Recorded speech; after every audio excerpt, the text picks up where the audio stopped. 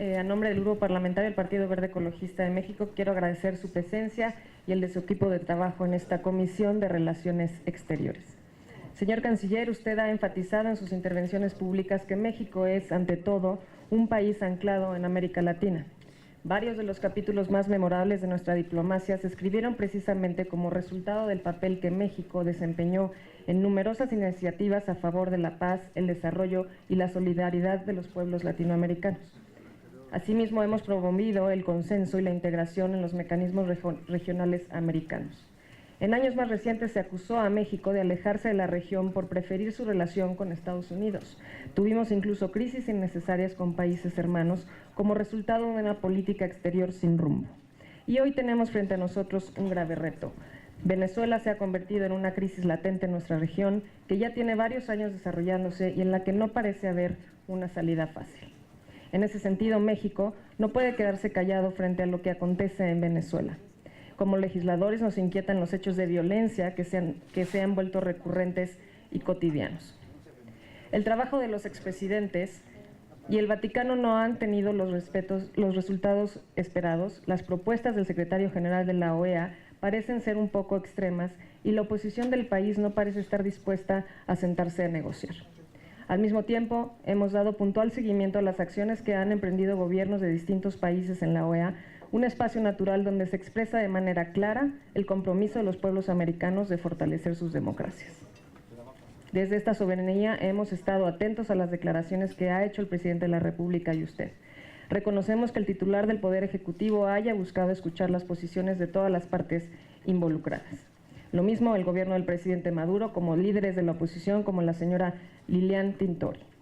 Lo felicitamos porque ha hecho una interesante labor buscando el equilibrio, buscando reconciliar nuestros principios constitucionales, específicamente el de no intervención y el de la protección a los derechos humanos.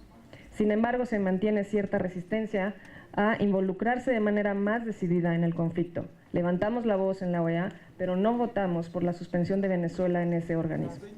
A la luz de este contexto, quisiéramos saber cuáles son y serán los siguientes pasos en la estrategia de México hacia Venezuela para apoyar los esfuerzos para resolver la situación de ese país.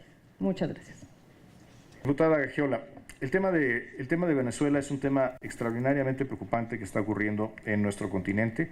En primer lugar, nos preocupa la violencia que está ocurriendo, el hecho de que en manifestaciones públicas han ocurrido ya un número significativo de decesos y las crónicas que tenemos a partir de los medios de comunicación y también la información que nos provee nuestra embajada respecto a las condiciones de ruptura en el diálogo político entre la oposición y el gobierno venezolano. ¿Cuál es el principio de nuestra actuación? Siempre serán los principios constitucionales establecidos en la fracción 10ª del artículo 89 constitucional, que por supuesto incluye el respeto a la autodeterminación de los pueblos, pero también la promoción de los derechos humanos y la solución pacífica de las controversias. En el caso particular de Venezuela, debemos recordar que como integrante de la Organización de Estados Americanos y firmante en 2001, en septiembre de 2001, de la Carta Democrática de la organización, Venezuela, México y el resto de los 34 países que integramos la organización, nos comprometimos en 2001 con una forma específica de gobierno, que es la democracia representativa y la división de poderes. Este es un compromiso explícito y establecimos también el compromiso explícito, formal, de defender esa forma de gobierno en la región, en América y en América incluyendo el Caribe. Ante la evidencia de ruptura en el principio de división de poderes por las acciones que se han tomado de no respetar la independencia de la Asamblea Nacional, ante la inexplicable postergación de las elecciones. Es un país en el que se han cancelado elecciones y no hay una fecha, no hay un calendario electoral. La evidencia de que existen presos políticos, los países de la región, particularmente el grupo de países que así nos hemos manifestado en el Consejo Permanente de la OEA, consideramos que debe activarse la Carta Democrática conforme a ese artículo 20.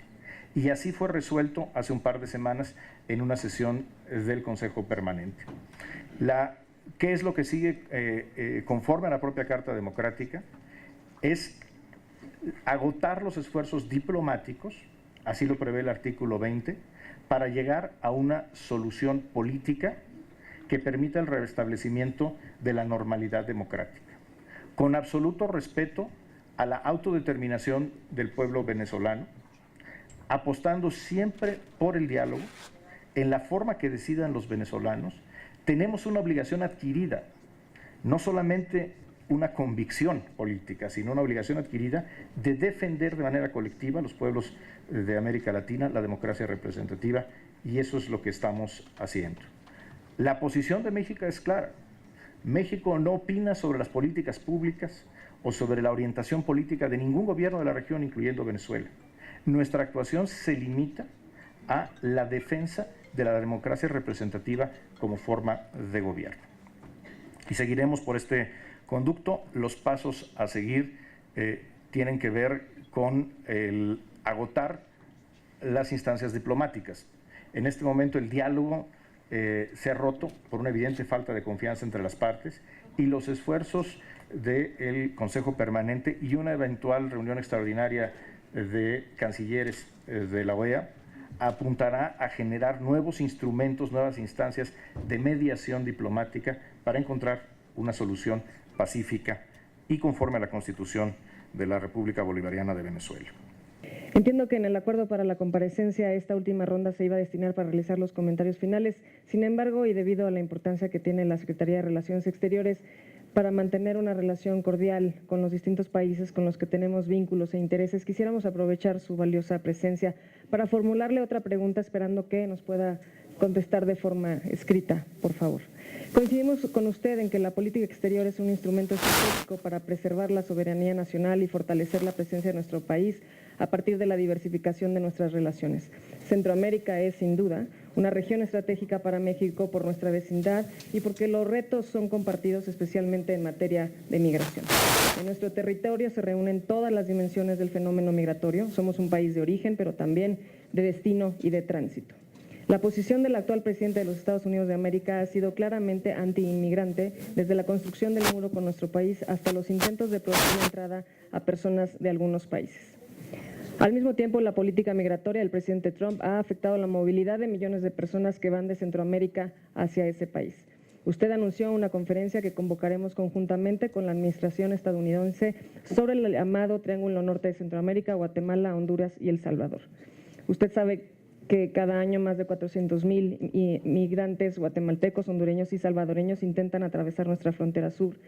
Entendemos que la migración deriva de retos que enfrentan esas sociedades en materia de violencia y falta de oportunidades. Recordemos que 2014 fue un año paradigmático en el que se registró un aumento notable de flujos migratorios, particularmente niñas, niños y adolescentes no acompañados. Según los registros estadounidenses, se detuvieron a casi 70,000 menores no acompañados.